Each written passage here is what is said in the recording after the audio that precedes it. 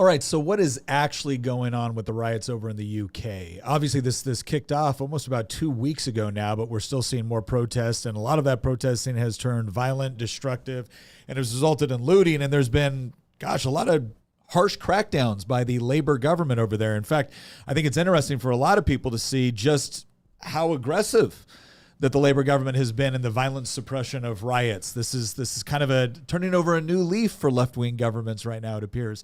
But the point is that, look, we want to understand what is motivating this and why it's taking place. Because one thing I've always been adamant about is that the moment you start burning down private property, the moment you start stealing people's things or whatnot in service to a political protest, you lose me, man. You lose me.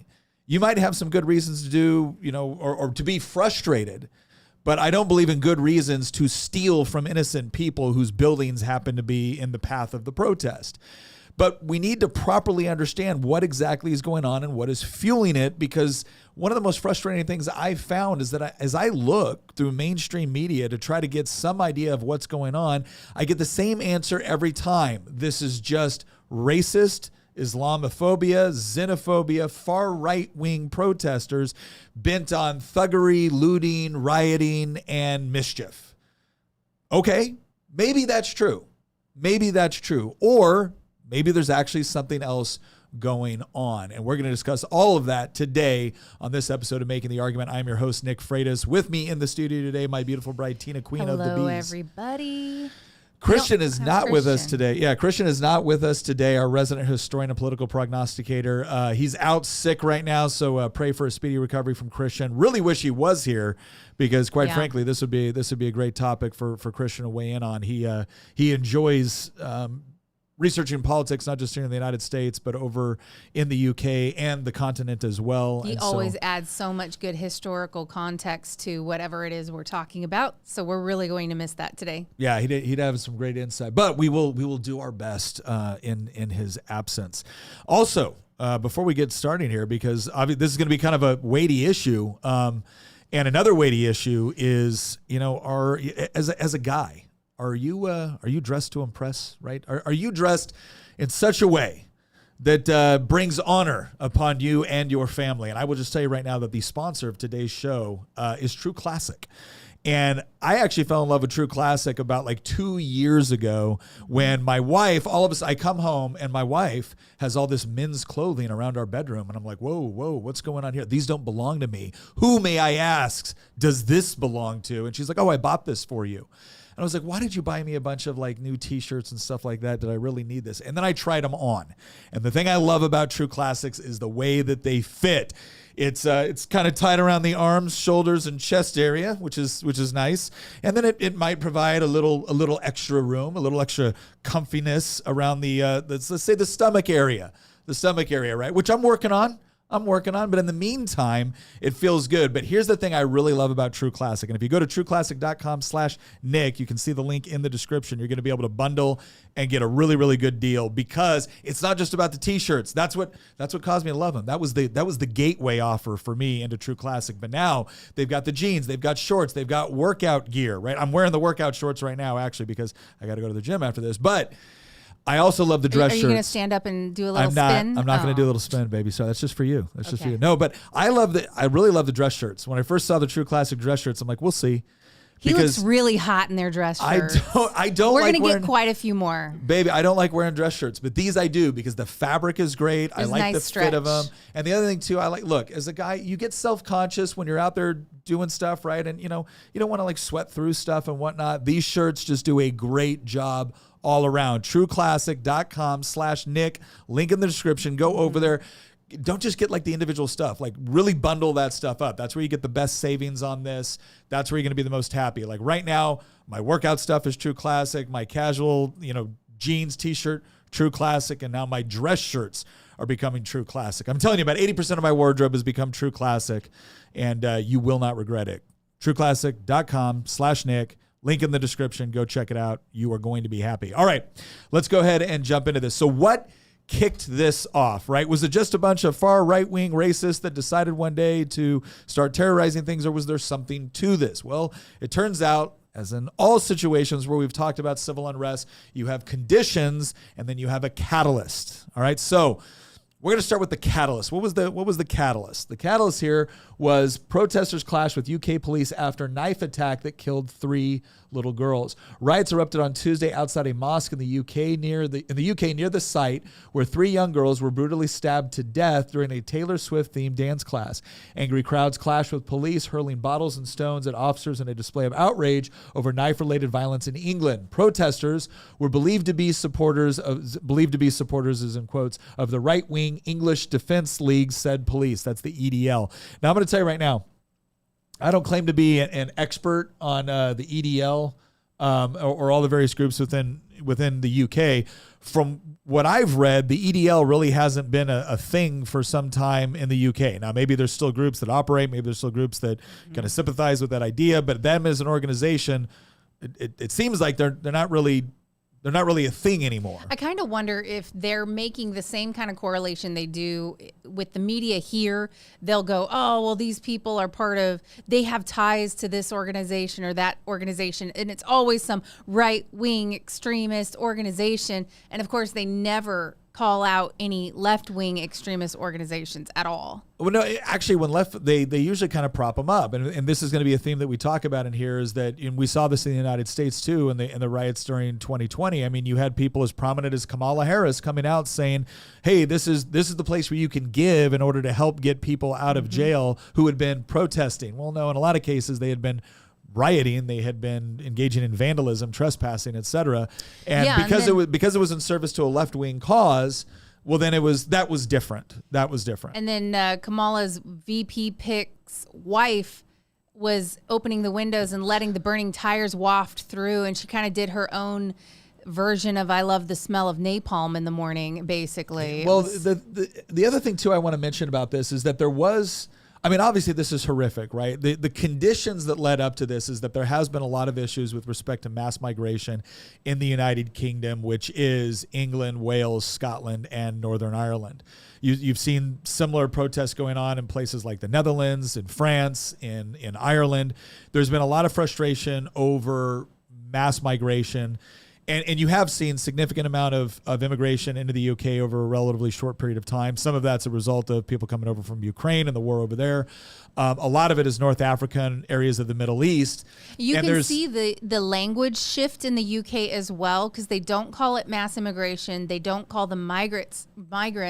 They call them refugees. Or asylum seekers. Refugee is the word that I keep seeing everywhere, even to the point where even the people on the right there have adopted the word refugee, and they see it as a negative. It's kind of like here where we used to say illegal alien, then it became illegal immigrant, and now it's undocumented immigrants. Yeah, no, you could just see the language shift, and their language shift is just a little ahead of ours. Yeah, the interesting thing is we got another article here from NPR, and this was on August 4th. So that first article I read you was from, I think, July 31st. This is right when things started kicking off.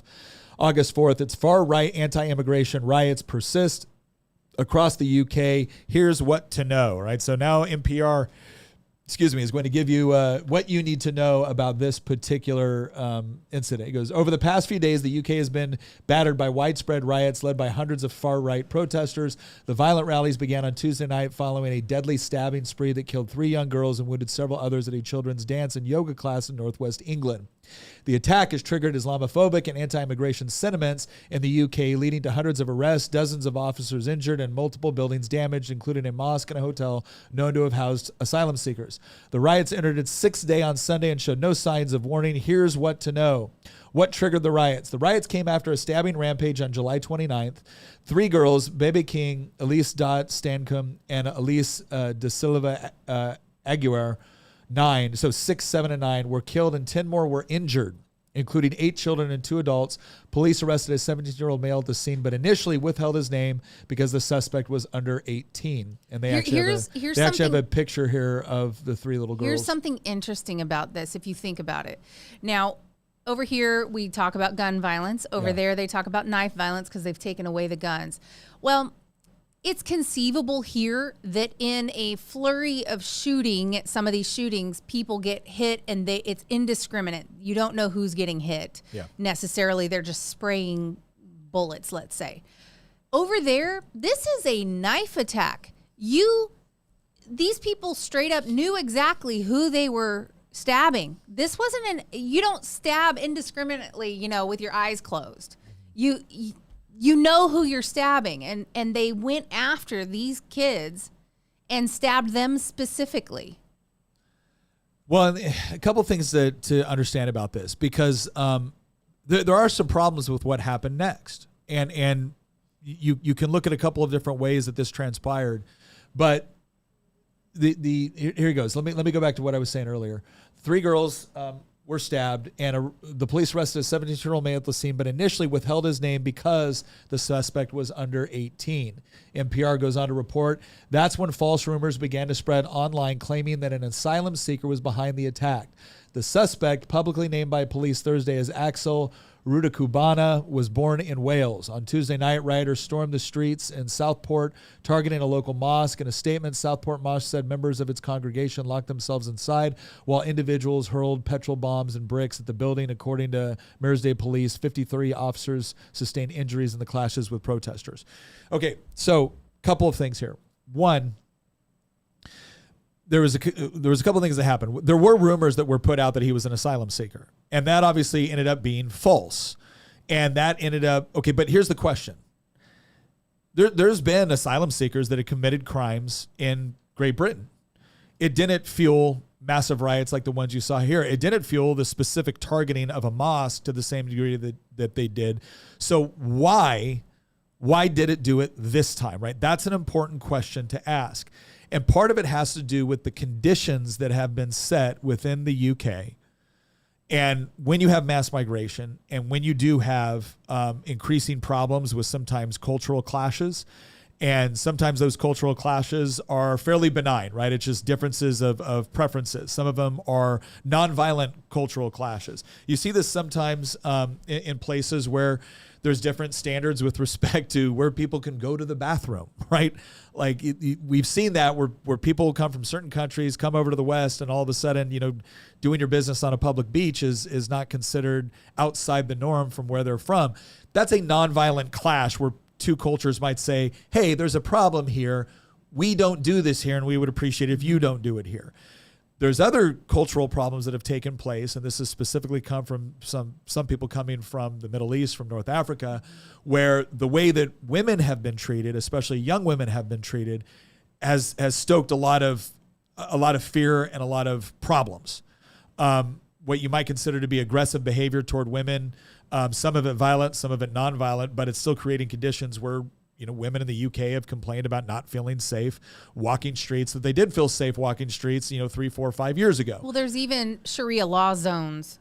There was one reporter that decided she was going to see, because she was very skeptical, because they keep on talking about these zones where basically there's extra de facto Sharia law zones that are being enforced by the people that inhabit the area. And as she comes through, she was getting attacked for filming in that area. And there were certain things within that she was just testing out. And sure enough, it definitely happened to her on camera. So that's part of the issue here, right? So these are conditions being set where all of a sudden you have a large population coming into a country that don't necessarily share any affinity for that country. They don't share necessarily an affinity for the cultural norms, traditions, the political norms and traditions, the religious norms and traditions of the country. And instead, you come over not for the purpose of assimilating, and keep something in mind. Assimilation into another country or culture doesn't mean you have to abandon every aspect of your culture or where you came from. In fact, that's one of the things I know in the United States. One of the things I appreciate is that you can actually learn a lot about other cultures from people that came from other places to the United States. Assimilation, I think, in the proper definition of it, what it means is that when you come to another country, just like when you go to somebody else's home, you are respectful of the fact that you are coming there. And it is one thing to say, I'm coming to your home. Oh, and I'm bringing some food with me, and I'm bringing some dress with me, and I'm bringing some, music with me, or I'm bringing these other things that don't challenge the underlying fabric or values or traditions of your country. If anything, they could be said to enhance it, right? Or they could be said to be a wonderful addition or a welcome addition. There's a difference between leaving a country, because this is one of the things that frustrates me, right? Is that we have all these asylum seekers. Okay, if you're seeking asylum, what that implies is that something is going on within your home country that has created conditions so horrible, so dangerous, that it has caused you to flee at personal peril in order to go to another place that you think will be safe. Now, if you're showing up to this place that you think is safe because your home is not, I think it's fair for the people that you are coming to ask some questions. What exactly are you fleeing? Like, what makes you an asylum seeker versus someone that's just trying to immigrate for, say, economic opportunities or whatever else it might be, educational opportunities? And if you're doing that, well, then we get to ask some honest questions about, okay, do you understand that maybe some of the conditions with respect to how your country runs business has led to problems that we don't want to have in our country. And so it's reasonable for us to assume that you're going to assimilate to certain political or cultural traditions, mores, understandings, and that it would be unreasonable for you to expect us to fully accommodate you. It is one thing to expect hospitality. It is another thing to expect a level of accommodation which says you must now, you, the host country that I am coming to, you must prioritize my needs, wants, desires, cultural norms, traditions, religious beliefs above your own. And if you don't, you're a bigot, right? And there's a big difference, because I know some of the most patriotic Americans I have ever met in my life are first and second generation Americans. They're people that came from a different country. They may love certain aspects of their history or their culture from that country, but they know exactly why they fled to the United States, and they're very appreciative of the political and cultural norms within the United States, which made it the sort of place they would want to escape to. I know other people that have come to the United States that seem to have this very arrogant notion that they have now arrived to show us how we should do things. Mm-hmm. And if we don't do things the way they want, it's because we're bad people. And sometimes that elicits a response saying, well, you know what? We were kind of happy with the way our country was running. And if you came here and you're not happy with the way our country is running, does that really mean that we owe you a level of accommodation which betrays our own systems or values? Let me ask you this. If I were to immigrate to the country that you're seeking asylum from, would they accommodate my needs, wants, desires, cultural traditions? Would they do that? Or would they tell me to go pound sand? Right? Yeah. Well, what we have here is what I affectionately call the locust effect. And here's the deal is I would really not say that a majority of the people immigrating are ready to assimilate. I don't believe that. I think the people that go through the process legally, those are the ones who love the country and they want to be part of our country and they want to do it legally. The people who decide to do it illegally, that is the locust effect. They are coming in order to utilize things within that country that are basically, it's like locusts see a field of food, they go for the food. Well, that's exactly what's happening in these countries, including our own, where you have a whole bunch of handouts, things that you qualify for, and they just go to wherever the resources are. And they don't consider the fact that there is no personal responsibility for what made their country a crap hole to begin with, that they're leaving. In fact, they have more allegiance to the country they came from oftentimes than this country. So it really is a lot more like an invasion than it is asylum seeking. I mean, you even in our country, you've got Ilhan Omar, who talks about putting Somalia's priorities before the United States, that will always be her priority. I mean, she said it all in her native language. And so you have that kind of mentality where they're not coming in order to be a part of this country. They're coming in order to expand their own ideology and their own culture into that country, and hopefully take it over. That's definitely what's happening in the UK and France right now, where they are definitely taking over. I think it's, and again, I think it's important to, that's the distinction, right? I joked around with somebody once. We talked about the whole refugees versus locusts, and we were talking about in the United States. When someone from California leaves California and goes to a red state, the typical response is, oh, crap. Mm-hmm. And we're originally from California. And California is a gorgeous state. It really is. It is being horribly managed and has been horribly managed for some time right now, mainly because of certain concentrations within urban areas. We came from the reddest part of California that wants to secede from the rest of California. Well, and what we would tell people is we would use that thing. There's refugees and they're locusts. A refugee doesn't hate where they came from, but they understand the problems that caused them to have to leave in the first place. And one of the things that they're very, very adamant about is that when they get to their new place that they call home, they are very much about adopting the whatever the rules or norms or systems that were in place that made it the sort of place they would want to leave to. Right. Whereas you said the locusts were concerned about where the resources were. If there's resources here, I go here, I consume those resources, and I have no inclination. It doesn't even cross my mind that maybe the politics of the cultural norms I'm bringing with me are actually contributing to the very conditions which will then cause me to want to flee that area. It will decimate the resources. Yeah. And but you even see it. I see people moving out to rural Virginia, and they have the right mindset.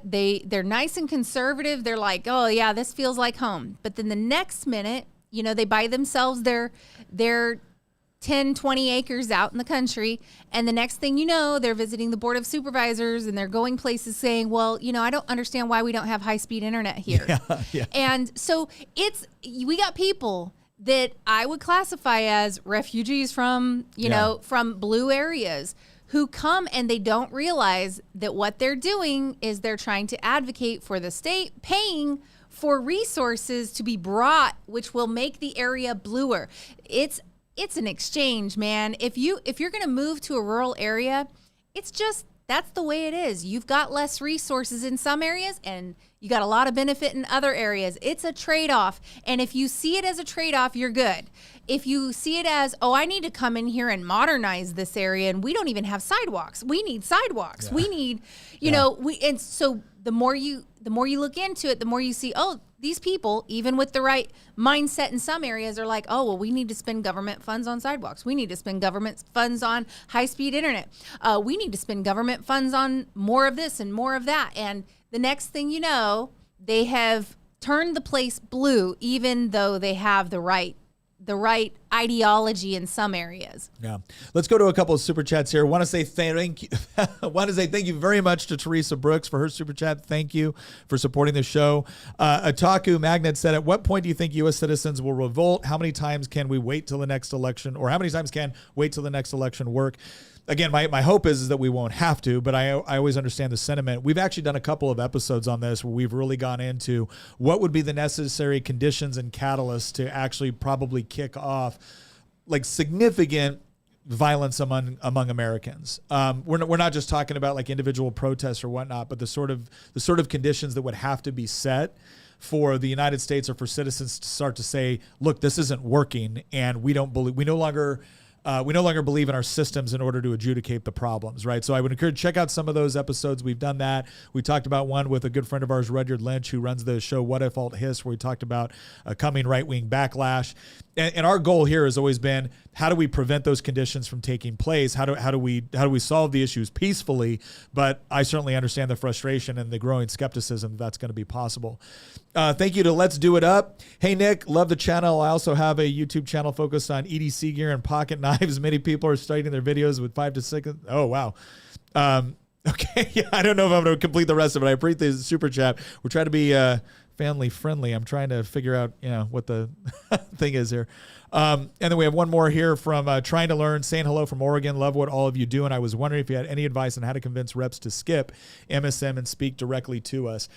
That's one thing that I have spent a lot of time, even with my fellow legislators here in the General Assembly, is I've told them, like, look, if you're trying to do press conferences to get your word out, if you're waiting on the press to give you an honest shake at what you're actually trying to do around here, you're failing, because not only are they not going to give you a lot of time, but even when they do give you time, they usually misrepresent what you're trying to say. And so what you need to do is you need to go onto social media. You need to utilize it for what it is, a platform, and use that as an opportunity to talk to people. And some guys are good at it and some are not. Some want to dedicate the time, some don't. I think there's some degree of natural talent that comes into play when it comes to expressing what you believe on social media. A lot of it too is just consistency and working at it. And some people just don't feel like they have the time, or they don't see the value, or maybe they feel like they have a good relationship with their local paper, and so they try that. So I'll continue to spread the word on how they need to get out there and talk directly to people. But unfortunately, it's a lot harder sell than I would have thought it is for a lot of them. Hey, what that previous person was saying is that to get around their stuff being erased, they will put sort of scantily clad or naked females in the first few minutes of their videos so that it doesn't get erased. And that way, then there will be a message on the other end of it. Oh my gosh. Okay. Wow. But how crazy is it that pornographic material basically is less scrutinized than saying, hey guys, maybe we should be careful about who we're letting in our country. They're raping our kids and hurting our women. Well, let's talk about this, because I want to show this other clip that I found, and this is somebody asking a counter protester in the UK what is going on, what is happening. So let's go ahead and look at that real quick. Let me see. Why did that country? They're raping our kids. And technical difficulties. All right, let me see if I can get this to play again. But it's not playing. Okay. Anyways, there was a counter protester that was up there, and she was discussing some of the false information that was put out. But one of the things that she was kind of, going after was, once again, this idea that anybody that was protesting, Nile Farage is complicit, and Tommy Robinson, who listen, I'm going to tell you right now, I don't know enough about Tommy Robinson to have an opinion. It used to be, I would look at reports or I would do research on a particular person, and some of the things that would come up, or the associations when they did come up, I'd be like, yeah, this is automatically someone that I don't like or I don't agree with. I have since become a lot more skeptical of mainstream reporting on people, because I've seen them just deliberately go out of their way to try to smear somebody without a lot of evidence, or in direct contradiction to available evidence. So there was an interesting interview that was done between Jordan Peterson and Tommy Robinson when he was talking about an incident that took place in a school, I think in Northern England, it might have been Scotland, where the media ran with it. It was the whole idea of a Syrian refugee, asylum seeker that had been knocked down and had been waterboarded, and the whole deal, and the press ran with it, and Piers Morgan, everybody was just widespread, condemning this, and it was horrible. And then he went in and started to do some research on it. It was like, well, wait a second, this kid actually had a big disciplinary sheet at the school he was going to. There had been several, I guess, girls that had complained about him attacking them. And the reason why, according to this boy, again, I don't know what the truth is. I just know that what Tommy investigated, and what he apparently has a lot of video of and everything else, was interviewing teachers and whatnot at the school that basically said, look, they actively suppressed all the information about this boy going around creating a lot of problems, being violent, threatening girls. And what happened when he got pushed down and had the water poured on him was he had threatened this boy that he was going to rape his younger daughter, or his younger sister.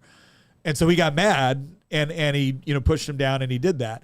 Now, again, maybe that's what happened. Maybe it's not what happened. But the problem is that we've entered this world where we all kind of intuitively know that a lot of the mainstream media will go with a particular narrative, provided that certain things are in play. And that's the part where we've gotten to the point where I've lost all trust. But anyways, this counter protester was saying that, Nile Farage is complicit in the violence that's taking place. And this goes into a larger narrative that you saw with, the Prime Minister of the UK coming out and just repeatedly saying this was all, these extreme right, these far right protesters, they will not be tolerated. They're engaging in thuggery. They will be met with the full force of the law. And again, it's a little bit crazy here because these are the same people that when BLM protests were going on and people were also engaging in rioting, looting, burning things down, harming the police, harming other people. You did not get the same treatment at all. There's another article up here with, let me see here. It's the Financial Times. Who is behind the UK's far-right riots? Sir Keir Starmer, who's, again, the Prime Minister of the UK, wants to put a stop to the far-right violence that is spreading across the UK. The question the Prime Minister must first answer is not how, but who. With dozens of protests planned for this weekend, efforts to quell the unrest are complicated by the way the far-right has evolved from the more formally organized racist outlets of old, such as the defunct British National Party, into more fragmented, personality-driven splinter groups. Their ability to whip up spontaneous protests and spread disinformation has been facilitated by viral online posts and recommendation algorithms on TikTok and X, as well as dedicated Telegram channels. This is another thing that has developed throughout this that I think has surprised a lot of people, and that's to the degree that UK authorities will come after you, not for like acts of physical violence. Because here's the deal. If you get mad about something that's going on and you show up to a mosque and you start throwing Molotov cocktails at it, you should be arrested. That is an act of violence. I'm not going to give any cover to that whatsoever. What I find interesting is this constant insistence, like far right, anti-immigrant. Right now, again, are there people there that might be far right, anti-immigrant, and that's the only thing that's fueling their frustration, or that's the only thing fueling their violence is racism and xenophobia? If to the extent that that is true of individual rioters or protesters, I have nothing in common with that person. I have no common cause with that person. But I do find it interesting that whenever it's a left-wing ideology fueling the riot, the looting, the violence, we're all supposed to sit back and understand the root causes, the frustration fueling this, and try to get a better understanding of how we address this. And how do we accept our culpability and the anger that is fueling all of these things. But when it's this, it's just easily dismissed as far right, fascist, racist, xenophobic, and that's it. You don't need to know anything else.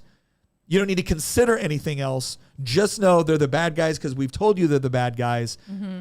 Through our state-run media. Through our state-run media, argument over. And if you say anything on X, if you say anything on TikTok that we perceive, they will kick in your door. That we perceive as fueling racial hatred, well, then we're going to come after you. Now, you hear that, right? You hear that as a concept. You said something that fueled racial hatred, and you automatically think, well, gosh, should you really be doing that? And I think most people would say, absolutely not. Anybody that's going on and fueling racial hatred, wait a second, anything that's going on and fueling racial hatred, of course we think that's bad. Of course we think that's inappropriate. The problem then becomes, how do they define fueling racial hatred? How do they define insult? And then how do they enforce these sort of laws? Is it done broadly and equally across the spectrum? Is it regardless of who the insult is made toward? Is it regardless of which race is involved? Do you rigorously enforce the law in order to make sure that this happens? Or do you very selectively do it based off of whether or not you agree or disagree with the political ideology that might be getting fueled from it? Well, here, what I was going to say is it's kind of interesting to me because in a lot of these cases, it's not even something someone has said. They've posted a video of people getting beaten up or people, trashing other people. And that's what's getting them in trouble. Not even words. It's just letting people know what's going on through a video that's unedited. Well, let's look at this. Let's look at this question here real quick, because I wanted to actually look up and be like, okay, what sort of laws are actually on the books and how are they being enforced? So the law, here's Public Order Acts Part 3. In England, Wales, and Scotland, the Public Order Act of 1986 prohibits by its Part 3 expressions of racial hatred, which is defined as hatred against a group of persons by reason of the group's color, race, nationality, including citizenship, or ethnic or national origins.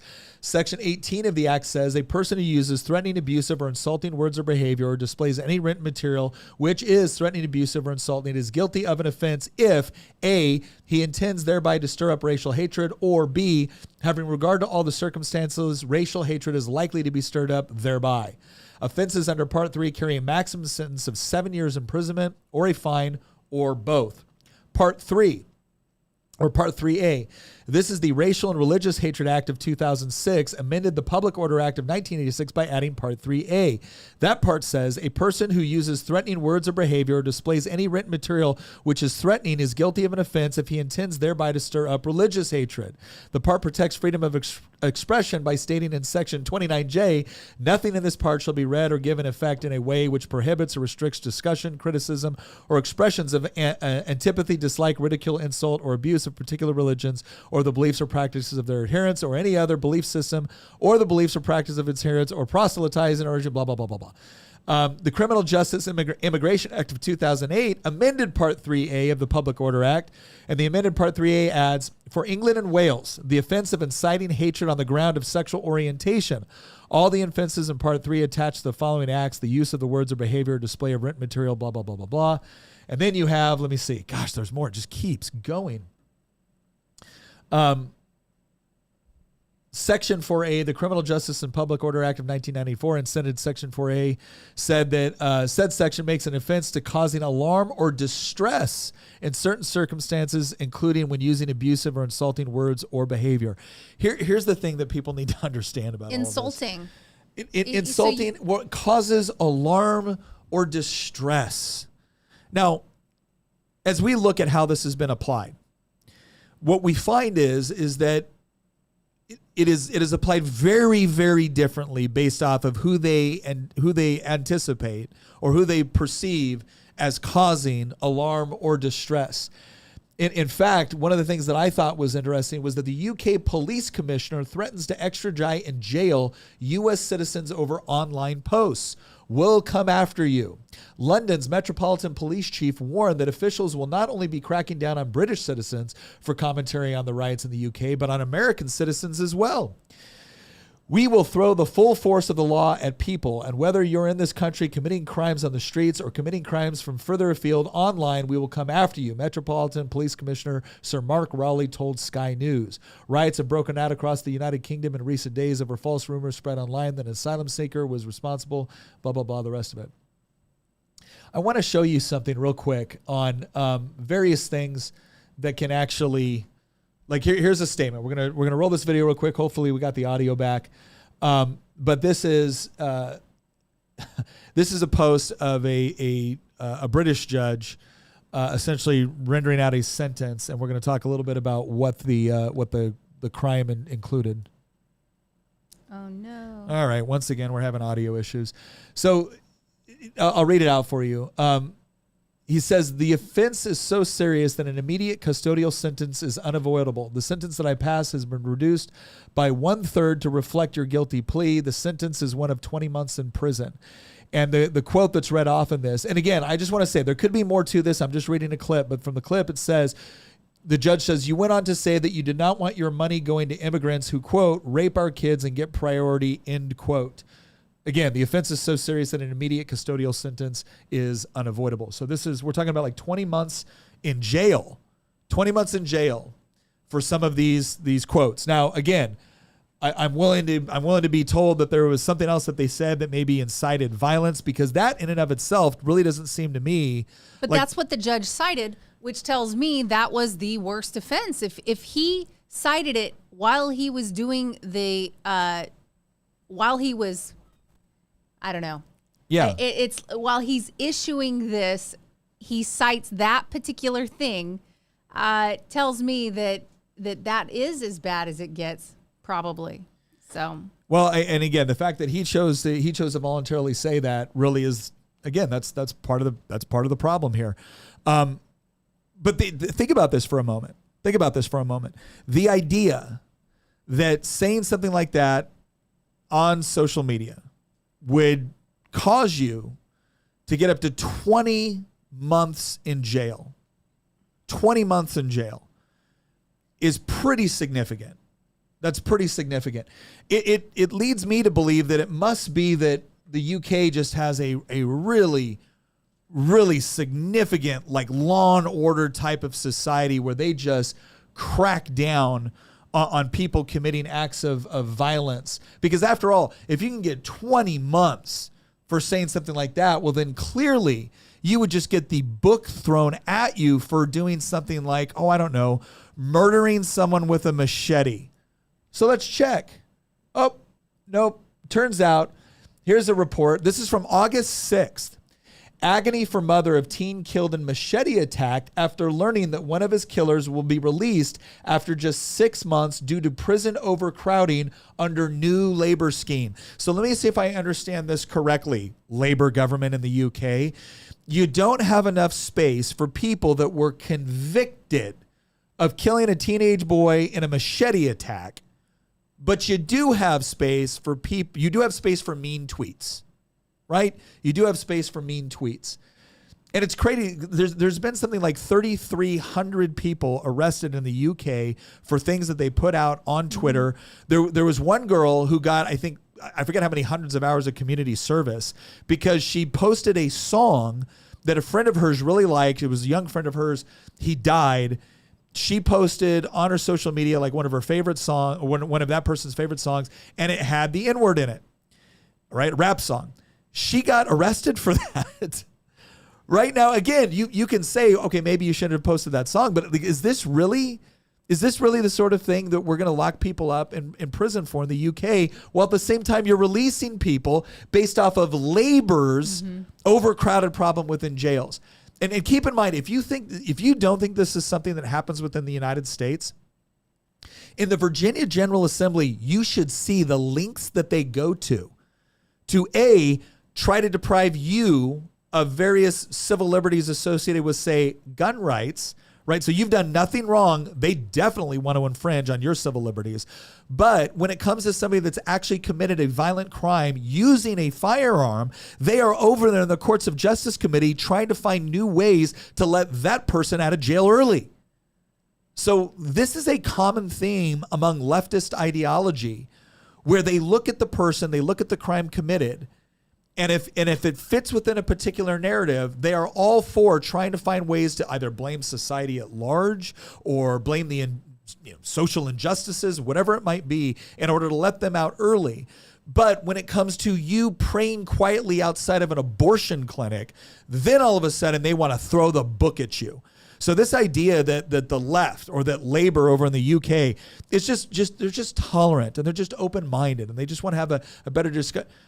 When it is someone that they perceive to be their political enemies, all of a sudden they love a proactive police force. All of a sudden they find as many spots within the prison system as needed in order to lock people up that they disagree with.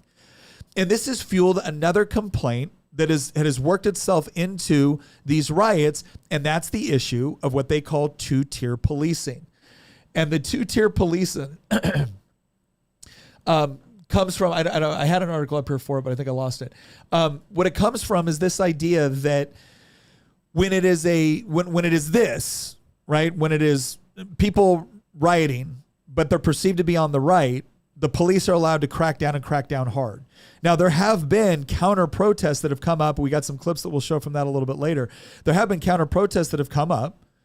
And all of a sudden you see the police force out there saying, oh, well, we've allowed these groups we've talked to community leaders within these groups and we've allowed them to police themselves. Oh, is that how it works? Okay, cool. So when you feel like it, you allow communities to police themselves. When the ideological reasons behind the rioting or the looting or the mobs are walking around with blunt instruments and machetes, when you agree with it, you take a soft touch. And when you disagree with it, you come down hard. Now, here's my thing. And I've said this like 3 times now during this episode. If you are hurting innocent people, looting, burning, doing things like that, I don't care what your motivation is. If you're doing that, if you're hurting the innocent, I want the police to crack down on you. I just think they should do it regardless of who's doing the looting, the hurting the innocent people, the rioting, the firebombing. And they don't. That's the problem. They don't. And you don't get to convince me, you don't get to tell me that there hasn't been a double standard applied, because we've seen it in the United States, and they are definitely seeing it over the UK right now. You can't expect people to maintain a respect for law and order when they see it so obviously demonstrated and meted out differently based off of who the person is that's conducting the illegal behavior. I think it would be a little different if people felt like they were getting justice when some of these really atrocious things are happening, and, you know, girls getting raped or girls getting attacked in the streets or what. If they felt like they were actually getting justice from the justice system, they probably wouldn't be getting out there doing that. And that's kind of the problem, is they're feeling like they have to take it into their own hands and get out there and kind of, you know, let their voice be heard about this. But then they're getting squashed for their voice, you know, using their voice in a way that is not approved by the state. Yeah. Yeah. Let's go to a couple of, I want to go to a couple of super chats here, because we always appreciate people that are willing to support the show with super chats. Nico Barney said, Americans rightfully, so cyberbullying, the UK police are somehow not worried about being extradited to the UK, somehow think that the Constitution would stop from doing so. When has this administration abided the Constitution? So, okay, so let me reword this in a way that I think I understand what he's saying. Basically, it's Americans thinking that if you believe that the Constitution is going to protect you from either these sort of hate speech laws or from a foreign country like the UK making good on their promise, I think what Nico is pointing out here is like, do you really think the administration, the current administration, would protect you from something like that? And if you're going to say, well, because of the Constitution, when has this administration showed a great deal of love or admiration for the Constitution? And I do think there's something to be said here. When you look at leftist ideology, which is rooted in critical theory, right? So not all left-wing ideology is rooted in critical theory, but all critical theory seems to be rooted in left-wing ideology. When you see it, you have to understand there is not some grand appreciation for the Constitution. That is ultimately a document that they believe that was born out of racist, patriarchal systems designed to advance white supremacy and, male dominance of society. Now, does that mean that they will not use it or rely on it when they believe it's beneficial to their cause? Absolutely. We see that time and time again. Will they then immediately turn on it the moment it's not beneficial to their cause? Absolutely. We see that time and again. And so it is important to recognize, and Christian and I had a very interesting debate on, has the U.S. Constitution failed? And Christian we were playing kind of a devil's advocate role where he was talking about some of the critiques of the U.S. Constitution's inability to protect us. And I was arguing on the other side of this, saying, well, I don't think we can blame the U.S. Constitution, because ultimately it's a piece of paper. It's a very, very good and empowering document, provided that people believe it and insist on it being adhered to. But ultimately it will always require people, no matter what the system is. So I think your point's well taken, that you can't simply rely on the Constitution to defend you when you have leaders that don't seem to have a great deal of respect for the Constitution or the limitations it puts on their power. Another super chat we have. Oh, did I just pass it up? I think I did. Let me see. Okay, another one from Nico again. Nick, legit question. All Senate and House of Delegates take an oath to the state constitution. Why doesn't AG Ramirez indict the member who violated their oath? New norms have been set. New York versus Trump. So here's what it comes down to, is that when you look at a violation of an oath, the question is that if every time a legislator brought forward a piece of legislation that wanted to alter, let's say, the state constitution or state code, and somebody disagreed with it, or somebody thought it was a violation of a right, if they could automatically be sued or imprisoned for that, it would create this condition where you wouldn't just get people, say, passing laws which you think might be a violation of the First Amendment or the Second Amendment. It wouldn't just get a situation where people didn't carry that legislation. What it would get is a situation where every time you carried a piece of legislation that the left didn't like, they would claim that it was some sort of constitutional violation and then use the power of the AG's office to come after you. Now, the rebuttal to that is, aren't they already doing that? Shouldn't we do it in kind? And that's a debate. And again, I would encourage you to look at the debate that Christian and I had on that, on what is the utility of doing things like that. The other thing I would say, though, is that sometimes there's a question. And so it's not always clear cut. Somebody might carry a piece of legislation that they believe is constitutional. And if someone else doesn't believe it's constitutional, should we immediately prosecute that person? Or is that what the courts are for? You carry a piece of legislation, maybe it passes, and then you have courts come down and say, well, no, this is actually a clear violation of the Constitution. It might be a dangerous situation to create a legal precedent where you just automatically go after somebody as violating their oath when maybe they didn't think that they were. Maybe they thought they were just passing what they thought was a good idea. Maybe they thought it fit within the boundaries of the Constitution. And so that's my honest answer on why we might not want to move to that sort of arrangement because of what it could actually create. Not to mention the fact that if you look at anything within the Constitution, all of our constitutions are amendable. Right? So if you're going through the amendment process, you can't be said to be violating the Constitution if you're actually positing a question that is going through that process. So again, that's my, honest, trying to be even-handed answer to that particular question, even though I completely sympathize with the frustration, especially when you look at the sort of lawfare that comes at us. Again, please forgive me if I don't pronounce your name right. August Thompson, thank you very much for the super chat. Would you consider running for president? We needed a person that understands what life is like for normal citizens and respects the Constitution and federal leadership. I would vote for you. I greatly appreciate that. I really do. I will say this. It's not something I feel called to. I don't think I would ever do it. Please understand that when we talk about somebody running for office, any office, especially when you get at the federal level, that is an incredibly difficult thing to do. I've run for Congress before, and it ended up like I had to alone raise $2 million for that race, and then we had outside groups that raised I think another $7 million. It was 5 to 6 days a week on the phone, raising money, going to events, not seeing your family. It's almost impossible to hold down a job while you're doing that. That was to run for a seat in the House of Representatives. To run for president is an incredibly difficult, incredibly complex thing to do. And if you're not in a position to be able to effectively compete, it doesn't make a lot of sense. And that's just the practical consideration associated with running for it. And so I want people to know that I'm not just trying to be dismissive. It really is a practical consideration. Not to mention the fact that, again, if I'm being honest, I just don't know that that's the best place for me. I don't have any illusions that I would win, right? First of all, but second of all, I don't know it's the place where I could do the most good in fighting for the things that I believe in. Last one before we get back to some other articles I want to look at. Halcyon, I wish I could get your thoughts on Europa, The Last Battle. Fascinating history documentary, to be honest. This current administration doesn't care about the U.S. I haven't seen it, so I'd be happy to look at it. I love watching history documentaries. It's one of my favorite things to do on YouTube. Christian and I will sit there, watch these things, and then sit there and discuss them for hours. So maybe that's a future episode. Thank you very much for the super chat.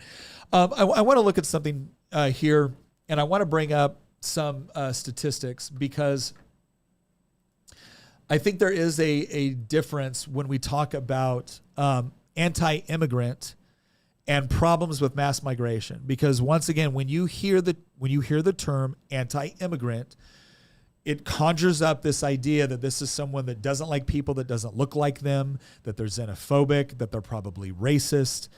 And so you see this where they paint everybody with this very, very broad brush of if you have a problem with mass migration, or if you have certain ideas with respect to defending the cultural, historical traditions and political institutions of your own country, and you don't want to see them drastically altered by the mass influx of people from very, very different cultural, political, or religious traditions, then that makes you anti-immigrant. And people have tried to find ways to address this where they've said, like, look, I'm not anti-immigrant, but I do have a problem with mass migration. I'm not anti-immigrant, but I do expect a certain degree of assimilation. I'm not anti-immigrant, but I do love my own culture. Is there something wrong with that? And no matter what they say, no matter what anybody says, no matter how reasonable they try to be, I have watched as the left, as certainly as this labor government, as certainly as Democrats in the United States, it doesn't matter. The moment you try to say, look, I'm willing to accept some things here. It's like, no, you're just dog whistling, right? You're trying to be secretly racist. You're not trying to be overtly racist, but you're still a racist. That's the only possible motivation you could have. Let's look at this report. This came from, I brought this report up intentionally. This comes from the Migration Observatory at the University of Oxford. All right, so you can imagine right off the bat that this is probably an organization, an institution that likes to compile data for the purpose of lifting up the concept of immigration. And they said, this is from November 2013. 2013, this is over 10 years old. And some of the key points here, and we're not going to get into all, but some of the key points. A continuous reduction in overall property crimes in England and Wales since 2002 corresponded with a rising foreign-born population, but there's no evidence to suggest that rising migration caused this decline in crime rates. So they're saying increased migration has led to a decrease in crime rates. The foreign-born share of population is unrelated to violent crime according to the most recent research findings. Okay. In recent economic analysis, a 1% increase in the asylum seeker share of the local population is associated with a 1.1% rise in property crime. All right. So they're saying very, very short, very small. In recent economic analysis, a 1% increase in the share of the population that was born in the A8 countries leads to a 0.4% fall in property crime.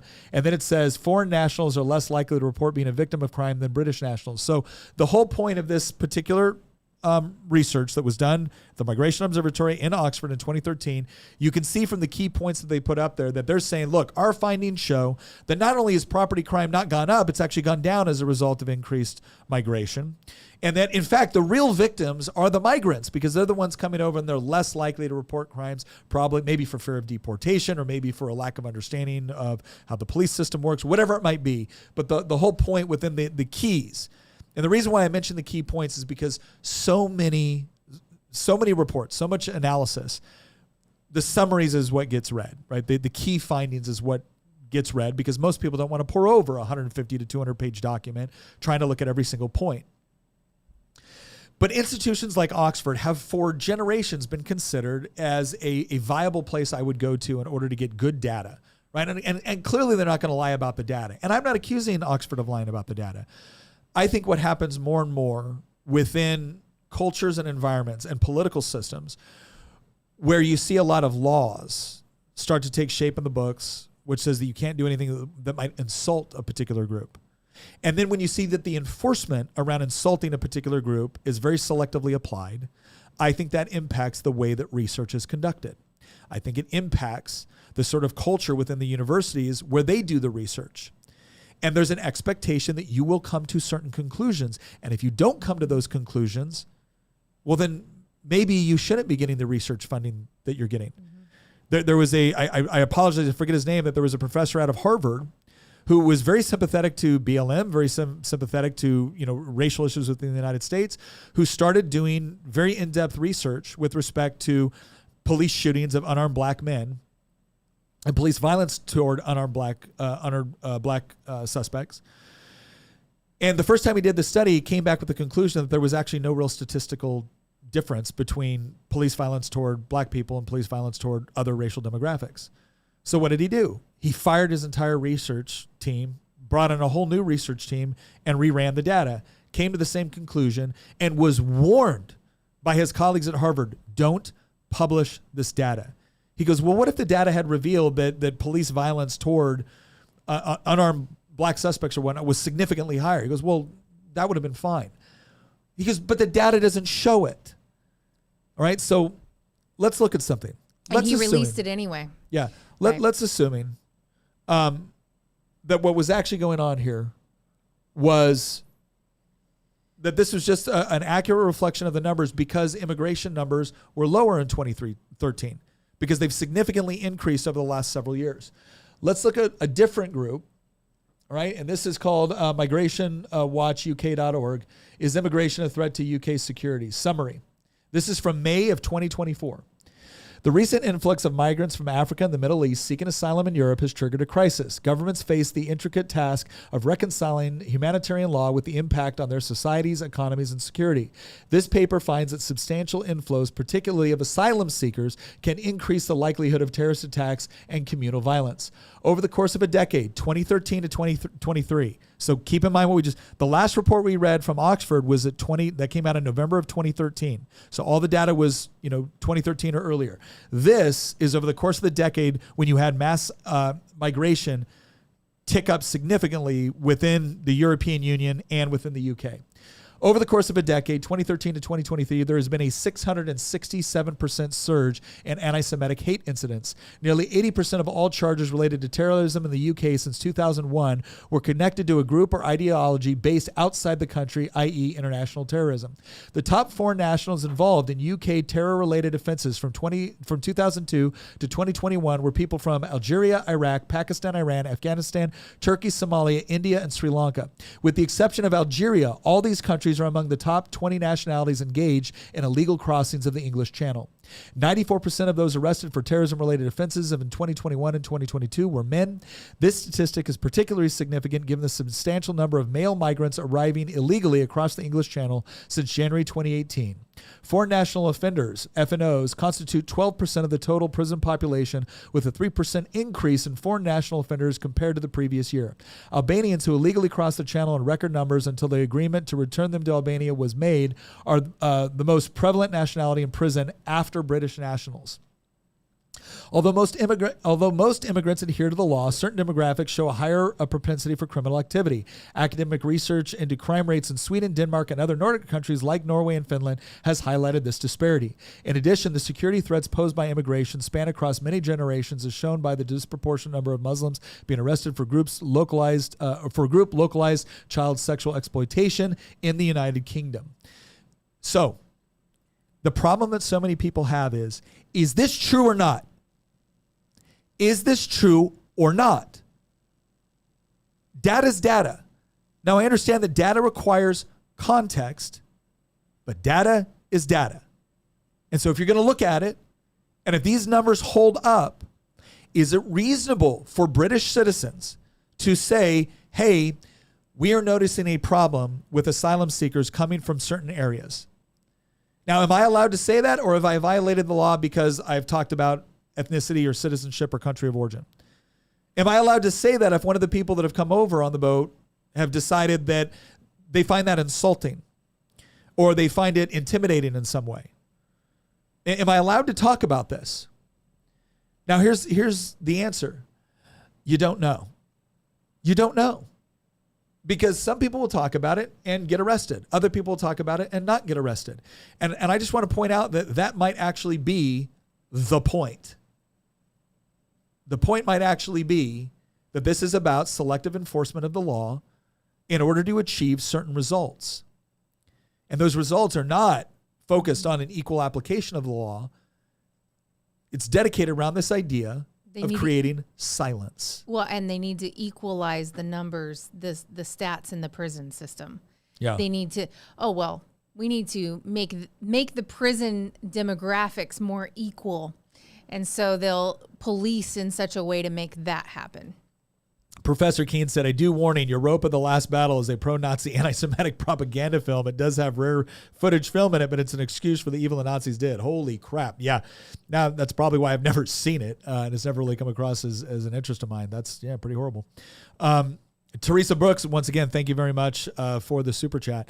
The reason why I'm pointing all this out is because, again, the left-wing narrative, whenever the issue is perceived to be something as a concern of the right, it is allowed to be immediately disregarded as racist, xenophobic, bigoted, fascist, ultra-nationalist, whatever it is. Why? Because the repeated narrative within critical theory, and I'm not just talking about critical race theory, I'm talking about critical theory, is somewhat of a Marxist explanation of the problems that the world suffers, that everything can be broken down into oppressor or oppressed. And if you are perceived to belong to one of the oppressor categories, then your concerns don't merit any explanation. They don't merit any understanding because you're a bad person. Don't you understand? You're an oppressor. Nobody cares what oppressors think because they're oppressing. It's like, would you care about what a slave owner thought? No, because they're engaging in an activity that is horrible and degrades humanity. The problem is that when you transfer that sort of blame onto an entire category of people who might not be racist or bigoted or sexist or xenophobic or fascist or whatever else, but when you use that terminology specifically for the purpose of either mitigating, silencing, or maybe even criminalizing their concerns, legitimate concerns, you're the ones engaging in fascist behavior. You're the ones that have essentially dehumanized an entire group of people as oppressors and have now utilized this language in such a way as to completely negate any concerns, not only any concerns they might have, but their very humanity. Because we're not supposed to treat Nazis with dignity, right? Why would you do that? Nazis are to be defeated. And I agree with that statement. Nazis are to be defeated. The problem is what happens when you misdiagnose. They're starting to label everybody a Nazi. Or mischaracterize. What is going on with so many things with on the left right now is that the goal has been, I don't want to debate you. I don't feel I should have to debate you. You're a threat to democracy, so you shouldn't get to participate in democracy. You're a threat to peace and security and tolerance, so you should be arrested. You're a threat to the economic system and social justice, so your property should be confiscated. And you complaining about it is a threat to the marginalized and the oppressed, and so you should be silenced and censored and deplatformed. How do you peacefully coexist with that? You don't. And that's where you get what's going on in the UK is they're realizing that they're going to continue to get slammed and get imprisoned and jail time for these tiny, tiny little infractions of saying something mean on the internet. So what are they doing? Oh, well, I guess we'll go into the streets and do real violence. And so now it's real violence time because you're going to give us, you're going to put us in prison anyway for speaking things that are kind of mean and might hurt somebody's feelings. So I may as well go and actually hurt people in real life. Well, and you get to that point where people go, if this is what you're going to call me, no matter what I do, I can't do anything right. Well, then you're going to see the other side. We're going to go ahead and flip the script a little bit. And now we're going to inflict some pain. Christian has talked about this a lot, and we did the coming right-wing backlash, and we did another one on Will Young Men Revolt, and this was both with Rudyard Lynch, our friend over at What If Alt-Hist. And I really love having these conversations with Rudyard because I think he's how do I put this? He thinks well, right? Like he goes through a good critical thought process. And Rudyard and I, a big part of our conversation was saying, look, we don't want the worst to happen, right? We don't want the worst to happen. We don't want there to be violence. We don't want to be any of this. But we also recognize, and Christian has pointed this out several times, he goes, if every time I bring up a legitimate concern, you automatically call me a Nazi, a bigot, a racist, he goes, there's going to be some people that rebel against that, get very upset about it, and push back. There's going to be other people that say, fine, if it's all about oppressor and oppressed, well, I'm sure as hell not going to be oppressed. If this is the binary choice you have given me, and if every legitimate concern I have is now some form of bigotry, well, then fine. That's the moniker you want to give me, then I'm going to find everybody else that you've labeled with that, and I'm going to work with those people to oppose you because now we're in the realm of straight friend-enemy distinction. And that's a dangerous place to be.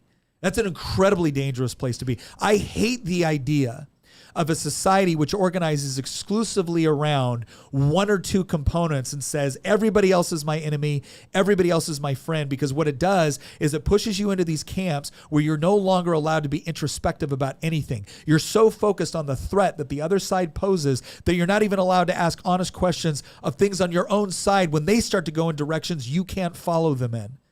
That's a dangerous place to be. One of the reasons, and again, another thing Rudyard talks about that I completely agree with is this idea that I hold up honor to be such a significant and important characteristic of a society.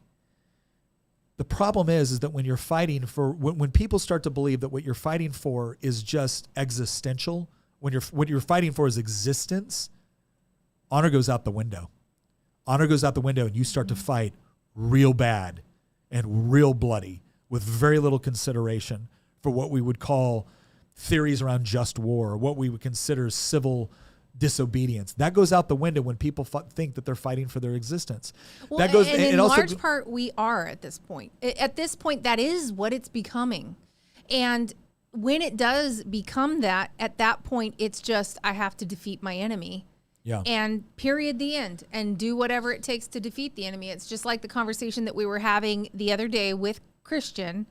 And he was talking about, even though freedom of expression is the best on, across the board, when one party doesn't want to allow that of another party, you have to throw the freedom out for a little bit to deal with have the fight, and then you can re-implement the freedom. But I guess that was the nature of the debate we were having, right? And you can bring up examples like Cincinnatus and ancient Rome. There was a reason why they gave dictatorial power for limited periods of time. But the question has always been, and this has always been the argument on classical liberalism, right? Like, how do we take a power away from a single figure or a single group of figures? How do we disperse it more so it doesn't concentrate and be used at the expense of individual liberty, of civil liberties, of things of that nature? And unfortunately, the concern I have that I see on the right is that there are more people that are starting to fall into this category of, if this is the way the game is played, if it is all about one side's going to have power at the expense of the other side, well, I don't want to be left holding the bag, man. And the problem is that's not an illogical way to look at it. The advocacy that we're trying to get at, though, is like, how do we prevent that from being the only dynamic we operate within? Because it almost always yields really bad results, because what you end up happening is, when everything becomes bifurcated along those lines, you get people that say, fine, I tried. I tried to vote. I tried to protest. I tried to do. Wasn't that the excuse the left gave us for when the riots were taking place in 2020? Weren't they telling us, well, Colin Kaepernick tried to take a knee in order to bring awareness to police brutality, and you didn't listen, and so now we have to do this? The problem is this Harvard professor, who, by the way, was black, came out and said, I'm sorry, the numbers don't back up the claims that you're making. That doesn't matter because you're part of the evil patriarchy. You've been brought out. It didn't matter. The narrative said this, and any data which didn't support the narrative was automatically suspect or to be disregarded. And the reason why they feel so free to do that is because when you study critical theory, one of the things that you realize is they elevate narrative over linear thinking. They elevate lived experience over data, which means I'm not allowed to look at the data if the data doesn't reinforce whatever the lived experience is. So you ask yourself, okay, how am I supposed to negotiate disagreements with somebody that believes that empirical evidence is only legitimate if it reinforces the lived experience of the oppressed? And the answer is, you don't. You lose, or you become an ally. Those are your options. Right. You can lose or become an ally. Well, some people say, okay, I guess I'm just going to put my head down and go along to get along. Other people say, yes, I will become an ally. And other people are like, I'm fighting this. Yeah. And out of those groups of people that say I'm fighting this, one group falls into the category that I would put myself in, which is to say, no, I am going to fight, hopefully with honor, for the restoration of this idea that no, all human beings, regardless of their skin color, regardless of their sex, all human beings have access to reason and logic and the scientific method. And we all should have access to individual liberty and personal responsibility by virtue of being human beings created in the image of God, right? All of us get that. You don't get to take that away from me because of my skin color. You don't get to take it away from me based off the virtue of something you believe my ancestors are guilty of. You don't get to do that. And I'm not going to let you do it. And I will fight if it comes down to it, but I will fight for that purpose. There's another side of this argument that says, screw it. If it's about power, if it's about the revolution, if it's about the accumulation of the ability to control and coerce in order to achieve what my side wants at the expense of your side, if that's the only option you've given me, so be it. That's a dangerous place to be. Well, and it's almost like they didn't anticipate that anybody would take that particular course of action. They don't associate the very reasoning that they've used to justify violence and looting and rioting on their side. They didn't anticipate at any point in the future that same logical justification would be used for the other side. Yeah, their side's already doing it. And so it's kind of the rules for me and not your rules for thee and not for me kind of thing, where it's they can engage in this, but how dare you engage in this? And I did always have a real problem with we had a lot of people on our side who wanted to engage in kind of nefarious activity just like the left does, and we're supposed to be above that, but they keep looking back going, well, but how's that working out for us? Yeah. We keep losing. So we've got to look at the playing field we're on, and we got to play on that field, and we've got to do everything they do for them to feel it. I mean, there's certain things like that the left always takes advantage of, loopholes like absentee voting and ballot harvesting and, ordering up all these ballots to be, sent out in these drop boxes and various things. And I mean, they'll go door to door and get people's ballots and fill them out for them and send them in and things like that. And some of these people don't even know that they're registered to vote. Yeah. they go ahead and do it. But the thing is the right is like, well, I don't want to do mail-in ballots. I don't want to do any of this. We just need to stop the absentees and stop the early voting. And the problem is we're never stopping that stuff. So we're just going to have to get good at what they're doing. Yeah. And we've got to do it better than they do. Yeah, no, I totally agree with that. I think they're again, I want to fight back with honor. And there's a way to do it honorably. The part that I get concerned with is, again, if you've decided that the way that you're going to bring about political change is by hurting innocent people, taking their property because, well, that's what the other side does, I can't follow you there. I think it's important to note that, we hear sometimes like, what about the Boston Tea Party? What about, well, first of all, keep in mind that when the Sons of Liberty, especially in Massachusetts and specifically Boston, were engaging in the sort of civil disobedience they were, a lot of what they were targeting government buildings, government agents, and essentially government entities. So when they actually threw the tea in the arbor, there were some people who said, well, wait a second, wasn't that a violation of your principle of... No, because the East India Trading Company was essentially a public-private partnership with the British Crown. And so they were given monopoly privileges. In fact, the Sons of Liberty were so specific about this. And I got to go back and look at this again. I want to make sure that I'm not sharing a story that's just apocryphal. I believe it's accurate. They actually went on there and they selectively threw, the only cargo they threw overboard was that was belonged by the East India Trading Company. And when they had to break locks, the locks were actually owned by, I think it was the ship owner. That was a private citizen. They actually replaced the locks.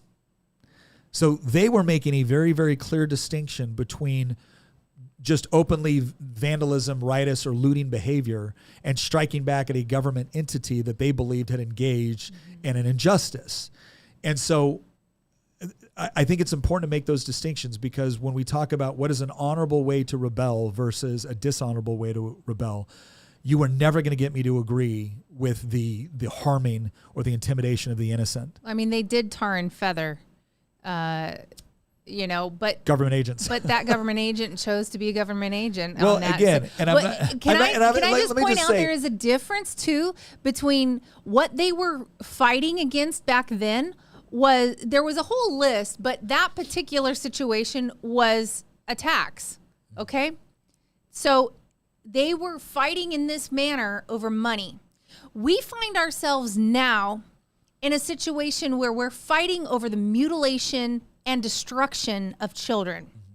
We're fighting over, groups that would exploit children and be soft on pedophiles, people who think it's fine to rip apart your baby in the womb.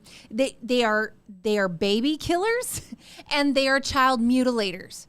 I feel like this puts us to a different level. That's why you see a different level of rage attached to this, a different level of what these people are willing to then go and engage on themselves, because this hits a threshold. You're hurting the innocent at this point. This isn't money. This is child mutilation. Let's look at some of the super chats here. Thump says, Alexander Solzhenitsyn told everyone about how the commies are supporting criminals and punishing the law-abiding. Marxists only care about power. It's interesting. We did an interview with James Lindsay, and he has a show called New Discourses that I really encourage people to go and take a look at. But he talks a lot about that. He talks about the issue is never the issue. The issue is the revolution. And you can read Saul Alinsky on this. One of the things that I would tell some of the people One of the things I would tell rioters right now is that Saul Alinsky was big on saying that the left's action is designed to create the right's reaction, because the left will engage in a particular activity, and then when the right reacts, they will use the right's reaction as the tool against them to shut them down, to get the police to suppress them, to get the government to pass legislation, whatever it is. And you see this all the time, right? It's always nobody wants to, or that's not happening. Well, if it is happening, why do you care?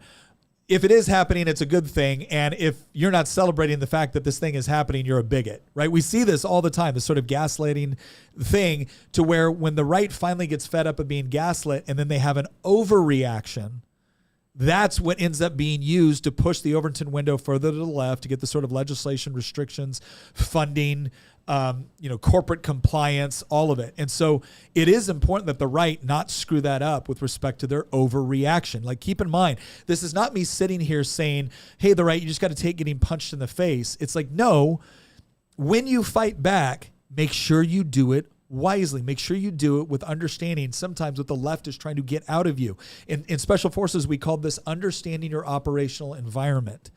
And there's a lot of times where it gets easy to think, oh, we're just going to solve this with blunt force, right? Charge the hill. When in reality, you don't understand that what has just taken place is you've been set up for an ambush and you're going to run right into it because that's what they wanted you to do. Don't give them the satisfaction. All right, but a good point from Thumb. Thank you for the super chat. Another one here from Spectre. I'm so glad I found your channel. I found you thanks to the Dadvocate interview. Oh, yeah, they're great guys, Dadvocate. I've been devouring your podcast backlog over the last few weeks. Well, thank you very much, Spectre. We really appreciate it. I've had coworkers and family tell me I seem better recently. Thanks for helping a single guy in his late 20s finding some hope and inspiration again. Spectre, I got to tell you right now, that right there is one of the best compliments that you could have given us, because we really do. We don't want to be a doom and gloom channel. Yeah, we're on the conservative side. We're on the libertarian philosophy side on a lot of this stuff. And right now you can look at a lot of what's going on in the world and you can feel kind of like defeated. And we don't want people to feel that way, because we do think ultimately that we're going to win. And we actually think the conditions that we're seeing right now are putting us in a position to win, provided we don't fall into some sort of stupid mistake or provide a reaction that gives, again, the people that in many cases, want to control us, the very thing that they want. I want to thank Amperman as well. The message retracted, but thank you very much for the super chat. And then Nico again, respectfully, we are already there regarding friend foe. I cannot coexist with people who want to mutilate children, plain and simple. At this point, it will be a matter of time before enough is enough. Look, I don't think you're necessarily wrong. And I wish I didn't have to say that, but the problem is that. And again, another thing Christian points out all the time, he goes, the people that want to win will usually beat out the people that just want to be left alone. And so we do have to get to a situation where we do want to win, and we have to figure out what is the honorable way to do that. Because here's my concern. If we do go into this straight friend-enemy distinction without holding on to a set of moral principles, because part of what I'm trying to articulate here is that there gets to a point where you feel like the crisis is so severe and the consequences so dire that you join a team, and whatever that team needs to do to win, you accept. Because the threat of losing is so significant that you can't afford to do it. And what that usually does is it creates conditions where, again, people are no longer willing to ask introspective questions about their own organization, actions, motivations. It provides a mechanism where typically the people that are willing to promise the best results and the people that are willing to engage in the most of blanket demonization rise to the top, because everyone else is seen as being a compromiser. And there's legitimate reasons why people get fed up with the compromisers, because they're sometimes they're perceived as being weak. Other times they're just weak. I deal with this all the time in the Republican Party. I deal with Republicans who, they're not seeking compromise. They're just weak.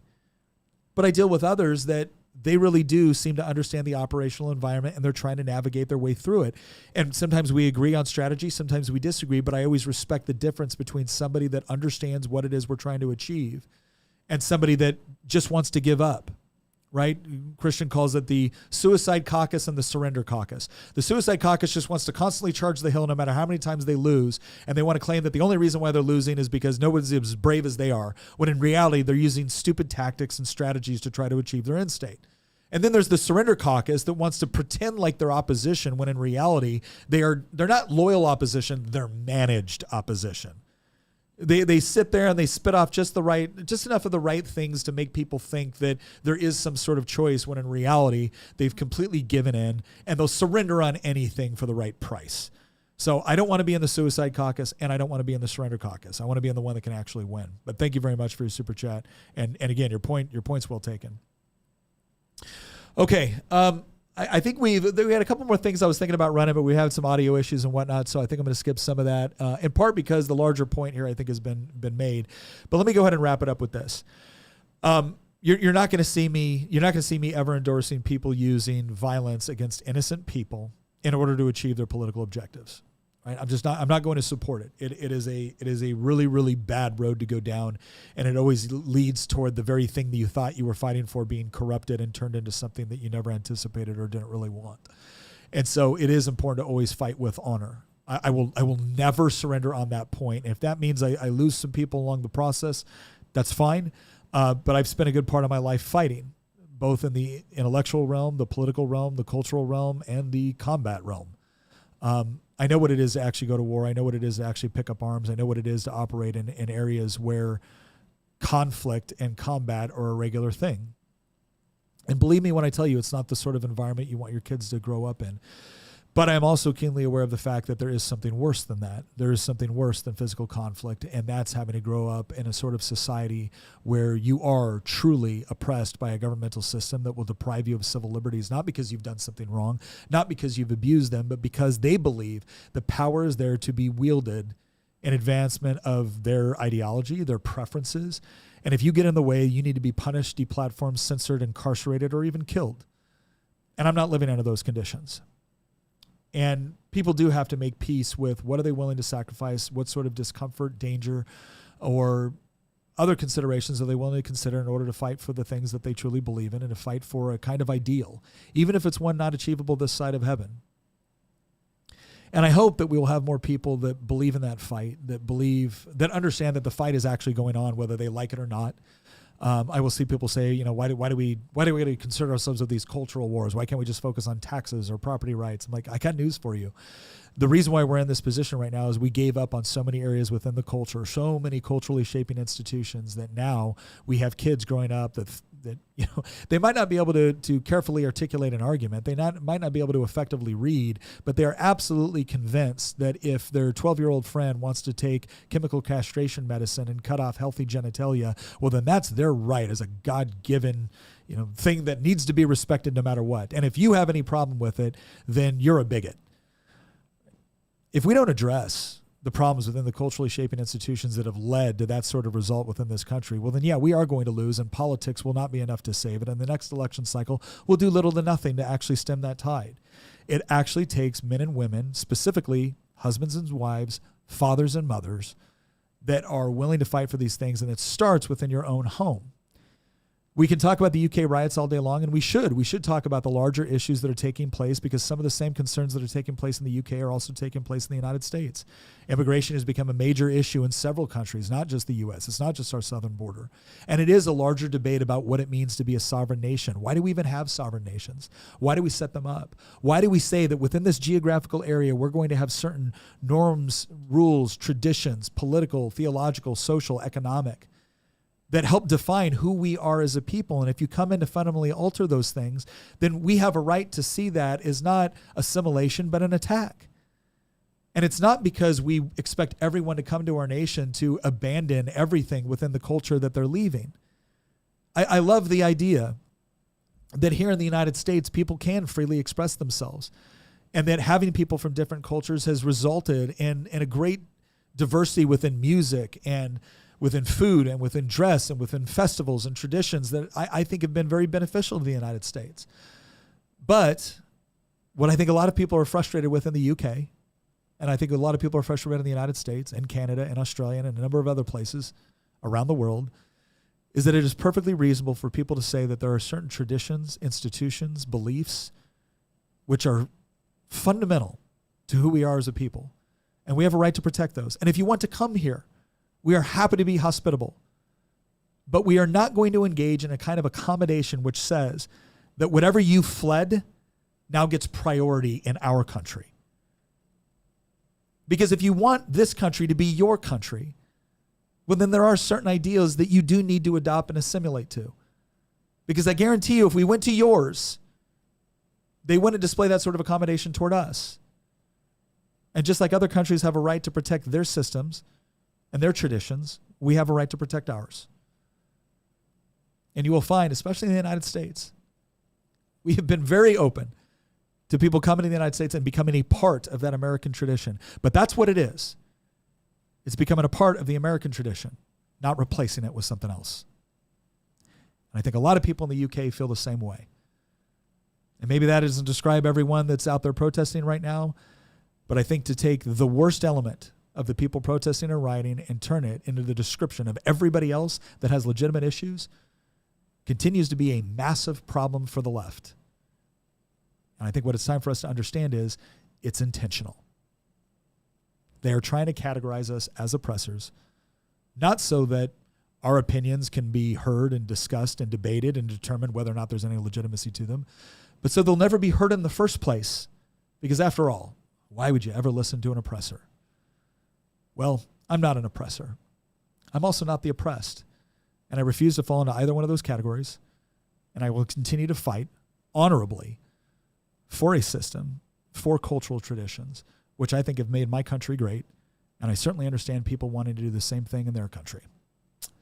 Once again, thank you very much for joining us for this episode. We know it's some controversial and weighty topics. I appreciate all the conversations that took place within the chat. Please go over, and if you haven't yet, consider liking, subscribing, and clicking the notification button. It helps us a lot. We talk about a lot of controversial issues here, and we try to do it in such a way that is, we tell you up front where we're coming from and where our biases lay.